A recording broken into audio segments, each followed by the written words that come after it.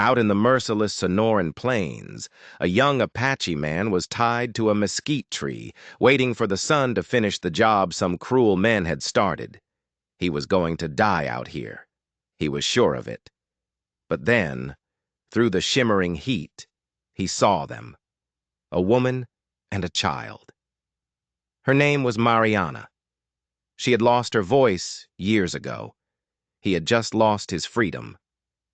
They didn't know it yet, but their shattered lives were about to crash together and build something new. The desert smelled of scorched earth and secrets. Mariana walked barefoot, her eyes always on the ground, as if searching for something she'd lost. It wasn't just her hearing that was gone. The village had plenty of deaf women who still laughed and sang with their hands. No, Mariana's silence was deeper. It came from a soul so broken that words simply couldn't find their way out anymore. Her husband, Aurelio, was gone. 2 babies, gone before they could even walk. Her job as the village schoolteacher, gone the moment the world went quiet. They called her the mute schoolteacher, an outcast. But she wasn't alone. 3 years ago, a girl from the brothel in Santa Ana had left a baby on her doorstep. A little boy named Emilito. The girl promised to come back, but her eyes said goodbye forever. Mariana took the boy in without a word. He was all she had left. Now, Emilito was her ears and her voice. He was 6 years old, with eyes full of a hope Mariana thought was long gone. He called her Mama, and she accepted the gift. The morning that changed everything started like any other. Tortillas on the griddle, the cool desert air, Emilito asleep beside her. But winter was coming, and they needed firewood. Mariana grabbed her basket and a knife. "I'm coming too," Emilito declared, his arms crossed. "You need me to carry things." She smiled. He was right. She always needed him. They walked toward the low hills, the sun climbing high in the sky. Emilito ran ahead, chattering about lizards and coyote tracks. Mariana watched him, a rare feeling of peace settling over her as she cut dry mesquite branches. And then Emilito stopped. He froze, his head tilted, sensing something she couldn't. He dropped his basket. "Mama!" he shouted, running toward a thicket. "Someone's here!" Mariana's heart hammered against her ribs. She dropped her knife and ran after him. When she caught up, she saw him. The Apache man, tied to a tree. His skin was burned dark by the sun, his shirt torn, revealing a map of bruises across his chest. Barbed wire dug deep into his wrists. A pool of dried blood stained the ground beneath his leg. He was Apache, left here to die. This was a death sentence, not just for him, but for anyone who helped him. The man's eyes fluttered open. They were dark, full of pain, but unbroken. Emilito, with the fearless trust of a child, crouched in front of him. "Senor," he said, "what's your name?" The man's lips moved, but only a dry rasp came out. Mariana stood frozen. She knew what this meant. Helping an Apache was a hanging offense. The vaqueros, the soldiers, they hunted his people like animals. But then she looked at the man's eyes and saw her own reflection. Judged, outcast, hated for something they couldn't control. Emilito was already clawing at the barbed wire with his small fingers. "Mama," he said, not looking back. "Someone tied him up like a bad animal, but his eyes, they're sad, like yours when you think I'm not watching." Those words hit her like a physical blow. Slowly, Mariana knelt beside him. He was younger than she first thought, maybe her own age. She took out her knife and began to carefully cut the wire. The man flinched with each piece that came free, but he made no sound. When his hands were finally loose, he slumped forward. Mariana caught him just before he hit the dirt. He looked at her, and his eyes held a gratitude so pure it startled her. The journey back to their little adobe house was a nightmare. The Apache leaned heavily on her, every step an agony. When they finally got him inside, he collapsed onto a mat and closed his eyes. Emilito, however, was a storm of questions. "Where are you from? Why did they tie you up?" "Don't worry, my mama will heal you. She's a doctor for plants and hurt animals." Mariana went to her garden, gathering herbs she'd learned to use when the village doctors turned their backs on her. Chamomile, arnica, willow bark. She was more than a mute schoolteacher. She was a survivor. When she returned, something incredible was happening. The Apache, his voice a hoarse whisper, was teaching Emilito words in his language. "Shash," the man said, pointing to a drawing of a bear in the dirt. "Shash," Emilito repeated, his face lit with wonder. The man smiled for the first time. It transformed his face. And in that moment, a knot inside Mariana's chest, a knot she hadn't known was there for years, began to loosen. She cleaned his wounds. She bound his leg. He never complained. That evening she made chicken broth. He ate like a man who hadn't seen food in days. "What's your name?" Emilito finally asked. "Nahuat," the man answered. The name sounded like wind through dry leaves. That night, Mariana couldn't sleep. She sat under the stars, the weight of her decision pressing down on her. Sheltering an Apache was madness. But letting him die, that would have been the death of her own soul. There was something in Nahuat that she recognized, a dignity that refused to be extinguished. The days that followed were a strange dream.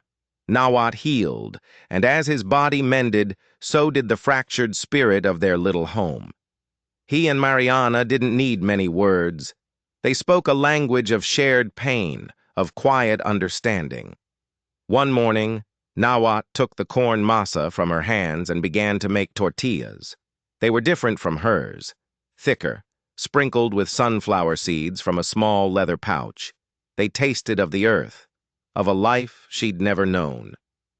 "My grandmother taught me," he explained, his Spanish getting clearer each day. It was the first time he'd mentioned his family. A shadow passed over his eyes. Mariana placed her hand on his, a silent gesture of comfort. He smiled at her, a real smile this time. And then he told them his story. He was from the mountains of Arizona.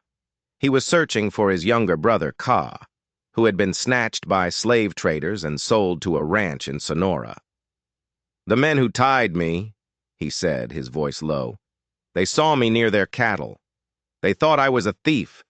They beat me and said all Apaches are killers." Emilito moved closer, placing his small hand on Nahuat's scarred arm. "Bad men say bad things," the boy declared. "But you're not bad." Nahuat began to teach Mariana his language, drawing symbols in the dirt. He taught her words for mother, for friend. She loved the word Yodila, friend. It felt right. But their fragile peace was about to be shattered. One afternoon, a cloud of dust appeared on the road. 3 riders, heading straight for their house. Mariana's blood ran cold. She knew this was coming. Nahuat scrambled down from the roof he'd been fixing. He started for the back door, but Mariana stopped him with a sharp gesture. No, they would not run. This was their home. She hid him in the back room and stood in the doorway, Emilito clinging to her skirt. She recognized the men. Don Fermin, the store owner, his arrogant son, Pablo, and a hired cowboy named Rutilio. "Hey, mute!" Pablo shouted. "We know you're hiding something that doesn't belong to you." Mariana stared back, her face a stone mask. "Speak to us, woman," Don Fermin insisted. "We've heard you have an Apache here. Hand him over now." Emilito stepped forward, his small chin jutting out. "My mama doesn't have to hand over anyone. Nahuat isn't bad."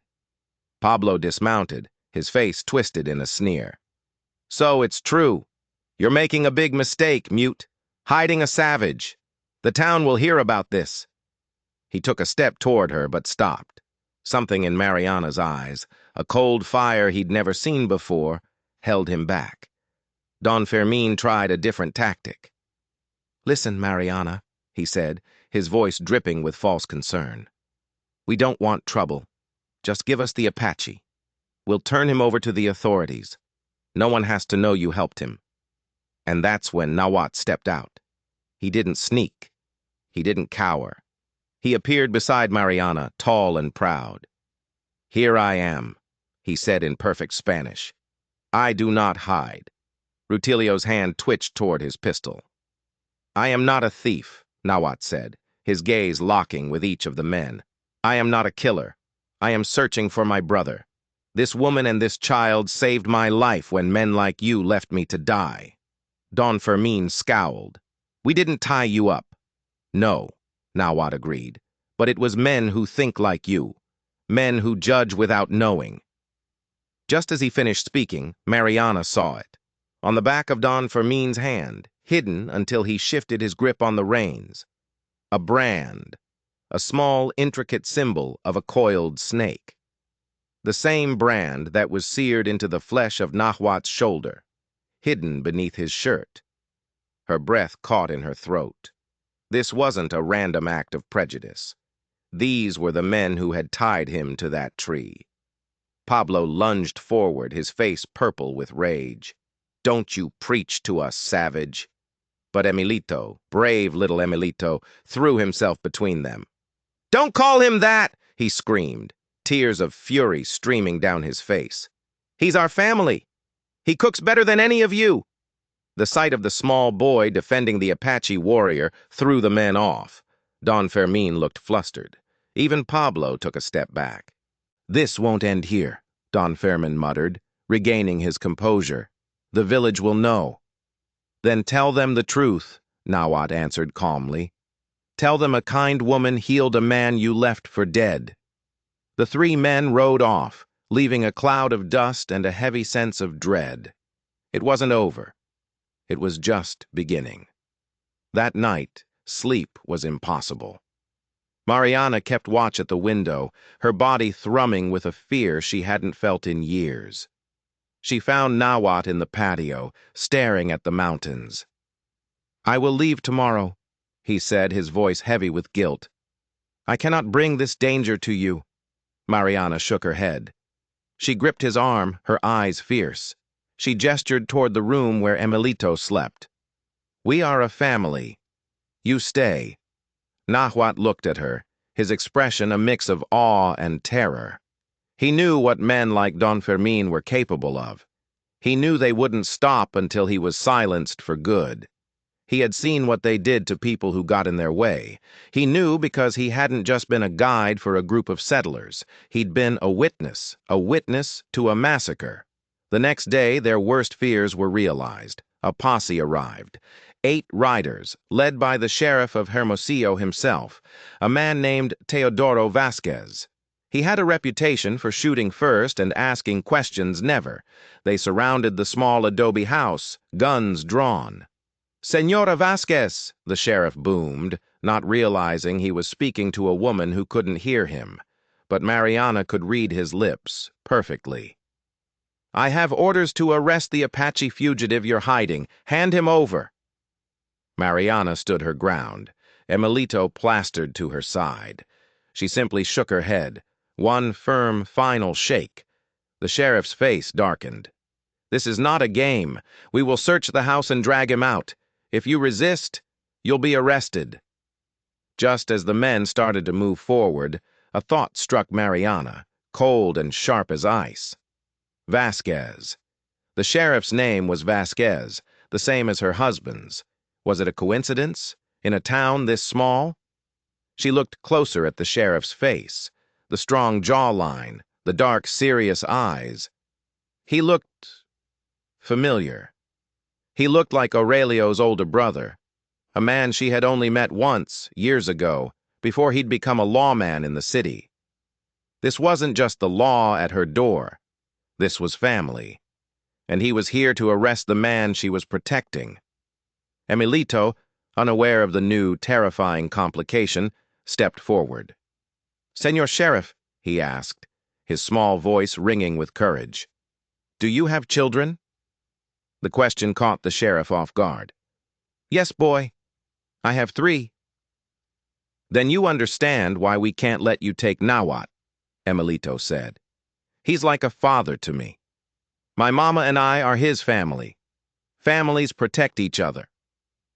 The sheriff, Teodoro, looked deeply uncomfortable. He looked from the boy to Mariana, and a flicker of recognition crossed his face. He remembered her now, the quiet schoolteacher his brother had married. "Senora," he began, his tone softening slightly. "Mariana, Apaches are enemies of our people. They have killed many." "But Nawat hasn't killed anyone," Emilito insisted. "He's only looking for his brother. He tells us stories about the stars." At that moment, Nawat stepped out of the house. He knew he couldn't hide any longer. "I will go with you," he said to the sheriff. "I do not want them harmed." "No!" Emilito cried, grabbing onto Nawat's legs. Nawat knelt, his eyes soft. "Little warrior," he said, "sometimes a man must do what is hard to protect those he loves." Watching this, seeing the man she had saved preparing to sacrifice himself, something inside Mariana finally broke. Years of silence, of swallowed grief and injustice, erupted from her. "No!" The word was a raw, guttural sound, torn from a throat long unused. Everyone froze. The mute schoolteacher had spoken. Mariana strode forward and stood beside Nawat, her hand on his shoulder, a silent declaration of unity. She looked her brother-in-law, the sheriff, directly in the eye. Her voice, when she spoke again, was trembling, but clear. "This man has committed no crime." She took a deep breath. The words came easier now. "The only criminals are the ones who left him to die in the desert. The men who came here yesterday, Don Fermin and his son." Teodoro Vasquez stared at her, stunned. "Mariana, your voice—" "I found it because I had to defend my family," she said. She pointed a shaking finger toward the town. "You want a criminal? Arrest the man with the snake brand on his hand." The sheriff's face went pale. The snake brand. He knew it. It was the mark of a powerful, shadowy group of ranchers and businessmen who ran this territory.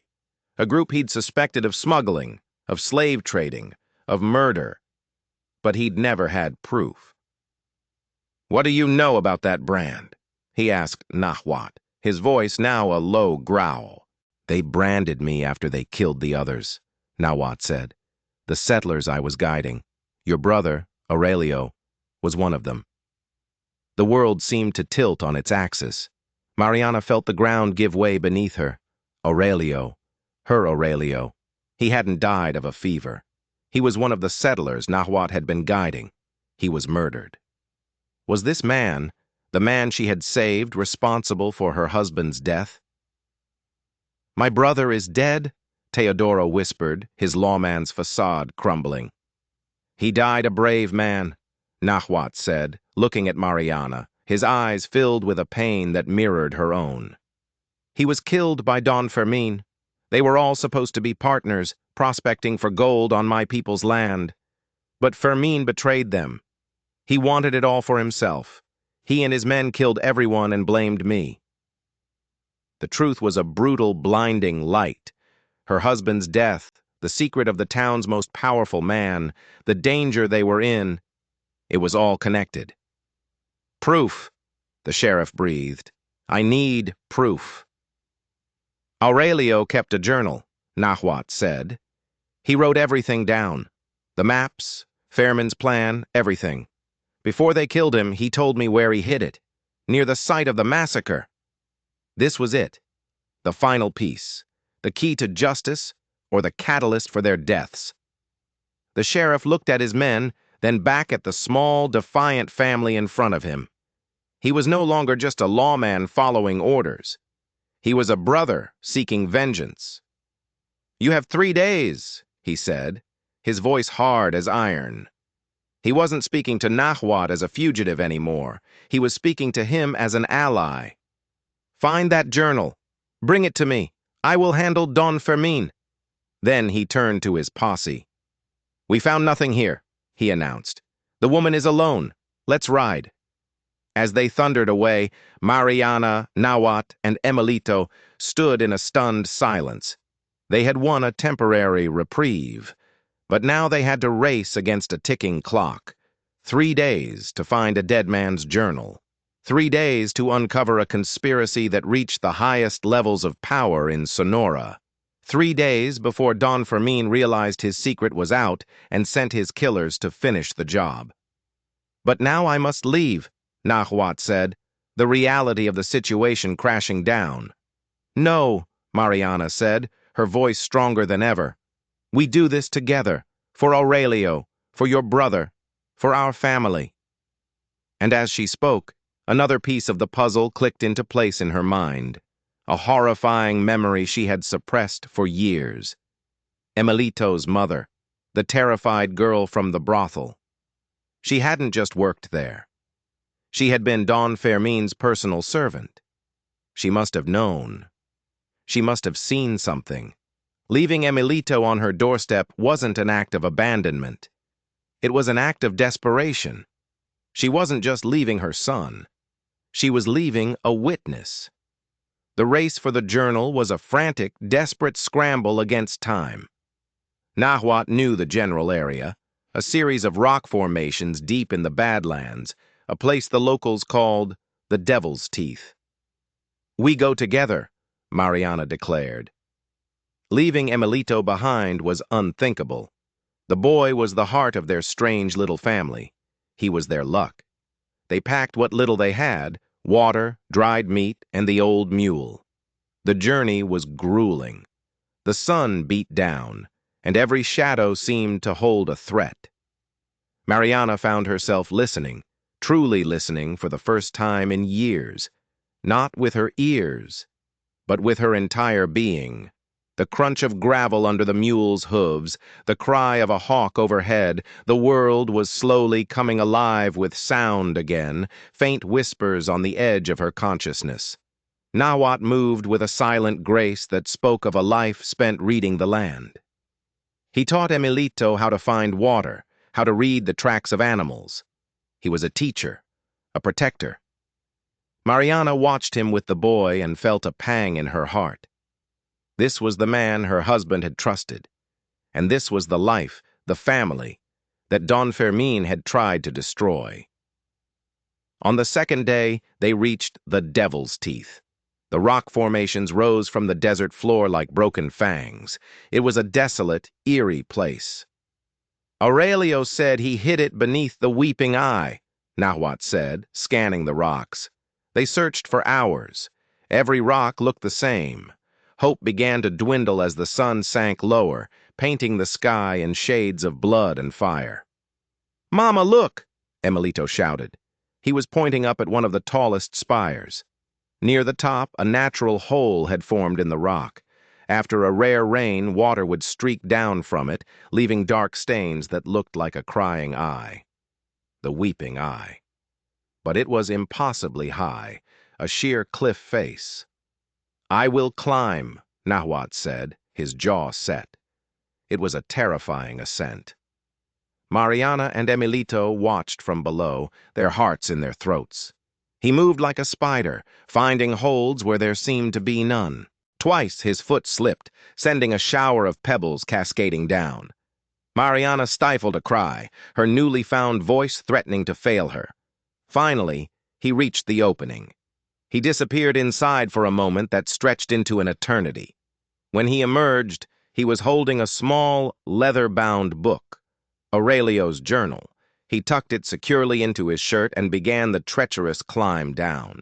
He was halfway to the bottom when the first gunshot echoed through the canyon. A bullet ricocheted off the rock, inches from his head. They had been followed. Below, Pablo and Rutilio stepped out from behind a cluster of boulders, rifles raised. "Throw it down, Apache!" Pablo yelled, a triumphant grin on his face. "My father sends his regards." Nahuatl froze on the rock face, a perfect target. Mariana knew in that instant they had only seconds to live. She shoved Emilito behind the mule. "Run!" she mouthed, her voice gone again, stolen by terror. But Emilito didn't run. He bent down, picked up a rock, and with a furious scream, hurled it at Pablo. The rock was small, but it was enough. It struck Pablo's rifle, throwing off his aim just as he fired again.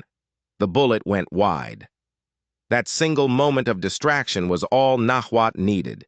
He dropped the last 10 feet, landing hard but rolling to his feet. He shoved the journal into Mariana's hands. "Go! Get this to the sheriff!" he yelled, pulling the knife from his belt. "I will hold them off!" He was one man with one knife against 2 rifles. It was suicide. "No!" Mariana screamed, clutching the journal. "We don't leave family behind." Before Nahuatl could argue, Rutilio raised his rifle, taking aim not at Nahuatl, but at Mariana. And then another shot rang out, but it didn't come from Rutilio's gun. The cowboy crumpled to the ground, a dark stain spreading across his chest.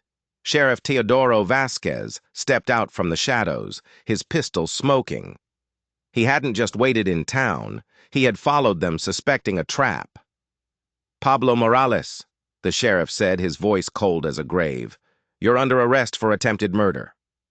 Pablo, stunned, spun around, but it was too late. Nahuatl tackled him and the rifle clattered to the ground. The fight was over. As the sheriff tied Pablo's hands, Mariana opened the journal. Her hands trembled as she saw her husband's familiar handwriting. The pages were filled with maps, sketches, and detailed accounts of Don Fermin's treachery. The proof was undeniable. But as she flipped through the pages, she saw something else. Something that made her blood run cold. The last entry, written in a shaky hand, was dated the day of the massacre. Nahuatl's brother, the boy Ka. He saw too much. Fermin's men took him. They are not taking him to the slavers at the San Pedro ranch, as they said. They are taking him to the old silver mine. Fermin said no witnesses can survive. The San Pedro ranch. The place where Nahuatl thought his brother was. It was a lie. A false trail. Ka wasn't being held as a slave. He was being held for execution. And the sheriff's 3-day deadline was almost up. The old silver mine was a 2-day ride in the opposite direction. They had no time. They were exhausted, low on supplies, and now they had a prisoner. "We have the proof," Teodoro said, his voice grim. "My brother's journal. We can ride to Hermosillo, get reinforcements." "There is no time," Nahuatl interrupted, his voice raw with desperation. "Fermin will know something is wrong when his men don't return. He will kill my brother." Mariana looked at the journal, then at Nahuatl's agonized face. She thought of her own lost children. She would not let another child be taken. "No," she said, her voice ringing with newfound authority. "We are not going back. We are going to that mine. All of us." The sheriff stared at her. "Mariana, it's a fortress. Don Fermin has a dozen armed men there. We are 3 adults, one of them a prisoner and a child. It's impossible." "We have to try," she insisted. She looked at Pablo, who was sneering at them. "And he is going to help us get inside." Their plan was desperate, bordering on insane. They rode through the night, pushing themselves and the animals to their limits. They tied Pablo to his horse, a gag in his mouth. At dawn, they reached the ridge overlooking the old Del Oro mine. Just as the sheriff had said, it was a fortress. Guards patrolled the perimeter. There was only one way in, a heavily fortified gate. Mariana explained her plan. It was a gamble that depended entirely on Don Fermin's arrogance. They rode down to the gate, not as attackers, but as supplicants. Mariana and Emilito rode in front, with the sheriff, his badge hidden, walking beside them. Nahuatl stayed back, hidden in the rocks, rifle ready. Pablo, now ungagged but with the sheriff's pistol pressed discreetly into his back, was forced to play his part. "Open the gate!" Pablo shouted at the guards. "It's me!" The guards, seeing the boss's son with a woman and child, were confused, but they opened the gate. As they stepped inside, Don Fermin himself emerged from the main building, his face a mask of cold fury. "Pablo, where have you been? Where is Rutilio?" he demanded. "Father, there was a problem," Pablo stammered. "This woman," he said, gesturing to Mariana. She claims the Apache has something you want, a book. She says she'll trade it. For the boy. Don Fermin's eyes narrowed. He looked at Mariana, the mute schoolteacher he had dismissed as a harmless fool.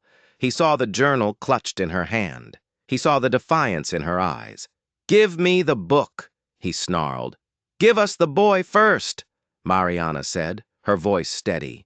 It was a standoff. The guards gripped their rifles. The air was thick with tension. "You are in no position to make demands, mute," Don Fermin said with a chilling smile. "Kill them. Take the book." The guards raised their weapons. It was over. The plan had failed. But Don Fermin had made one fatal miscalculation. He had underestimated the love of a family. "Now!" Teodoro roared, pulling his pistol and revealing his badge. The shot was the signal. From the rocks above, Nahuatl opened fire.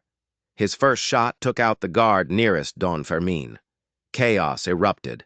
The sheriff shoved Mariana and Emilito behind a stack of crates. He and Pablo, who was now fighting for his life against his father's men, provided covering fire. Mariana knew this was their only chance. While the gunfight raged, she grabbed Emilito's hand and sprinted toward the building where the prisoners were kept. The door was barred from the outside. She frantically worked at the heavy wooden plank. A bullet splintered the wood next to her head. She didn't flinch. She pulled the bar free and threw open the door. Inside, huddled in the darkness, was a small, terrified boy. "Kay," she whispered. The boy looked up, his eyes wide with fear. "Your brother sent me," she said gently. "We've come to take you home." At that moment, Don Fermin appeared in the doorway, his face contorted with rage. He had a pistol in his hand, and it was aimed directly at Mariana. Emilito screamed, but before Fermin could pull the trigger, a figure launched itself out of the shadows. Nahuatl. He had made his way down during the chaos. He slammed into Don Fermin, and the two men crashed to the ground. The gun flew from Fermin's hand, skittering across the floor. Mariana scooped up Ka and pushed him toward Emilito. "Get out of here! Run to the sheriff!" The boys scrambled out as the two men wrestled on the floor, a desperate struggle of fists and teeth. Don Fermin was bigger, stronger, but Nahuatl was fueled by years of rage and a fierce love for his brother. Mariana saw the pistol lying just a few feet away. She started for it, but Don Fermin kicked out, sending it spinning into a dark corner. He managed to get on top of Nahuatl, his hands closing around the Apache's throat. Nahuatl's face began to turn purple. His strength was failing. Mariana looked around wildly, desperate for a weapon. Her eyes landed on a heavy iron mining pick leaning against the wall. With a strength she didn't know she possessed, she lifted it. Don Fermin looked up and saw her, his eyes widening in disbelief. The mute woman, the helpless outcast, stood over him, her face set like stone, the pickaxe raised high. "You took my husband," she said, her voice low and filled with a terrible calm. "You will not take my family." She did not have to use it. The fight went out of Don Fermin. He knew he was beaten.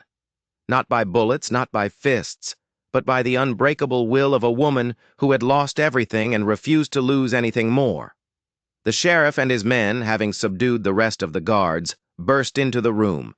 They pulled a defeated Don Fermin to his feet. Justice had finally come to the Sonoran Plains. The aftermath was a blur. The authorities in Hermosillo took Don Fermin and his men into custody. Aurelio's journal told the whole story, clearing Nahuatl's name and exposing a web of corruption that shocked the entire territory. The two brothers, Nahuatl and Ka, were finally reunited, their embrace a testament to the bond that had driven the entire ordeal. But with justice came the inevitable farewell. They stood outside the small adobe house, the same place where this impossible journey had begun. Nahuatl and Ka were free to return to their people in the north. "My people would welcome you," Nahuatl said to Mariana, his voice thick with emotion. "You are a warrior, a mother. You have a place with us." Mariana looked at the cracked walls of her home, at the stubborn little garden, at Emilito holding Ka's hand. "This is our home," she said softly. "My husband is buried here. Here is where I became a mother. Here is where I found my voice." The pain in Nahuat's eyes was clear, but he understood. "Then this is not goodbye," he said. "It is only until we meet again." He took the blue and white beaded necklace from Ka's neck and placed it in Mariana's hand. "So you will remember that love knows no borders." He knelt before Emilito and gave him a small, carved bone flute. "When you play this, little warrior, know that two brothers are thinking of you." As the sun rose, Mariana and Emilito watched the brothers ride away, two small figures disappearing into the vastness of the desert. Their little house was quiet again, but it was a different kind of quiet. It was not the silence of loss, but the silence of peace. The silence of a home that had weathered the storm and come out stronger. Mariana had her voice back, but she found she preferred to use it sparingly. She had learned that the most important things are often communicated without words at all. Through a shared meal, a comforting hand, the unwavering belief in one another. Her home, once a place of exile, became a sanctuary. Travelers, outcasts, people broken by the harshness of the world began to hear whispers of the woman in the desert who offered refuge to those in need. The House of Three Hearts became the House of Many. Mariana Esperanza Vasquez, the woman who thought her life was over, had discovered that love, like the stubborn desert plants, can bloom in the most impossible of places. And that family isn't about the blood you share, but about the people you would fight and die for. The story of the mute schoolteacher, the brave little boy, and the Apache warrior they saved became a local legend. A reminder that even in the darkest of times, courage can be found in the most unexpected hearts. If you believe that the strongest families are the ones we choose for ourselves, don't forget to like this video and hit that subscribe button. You never know when you might find a story that changes the way you see the world.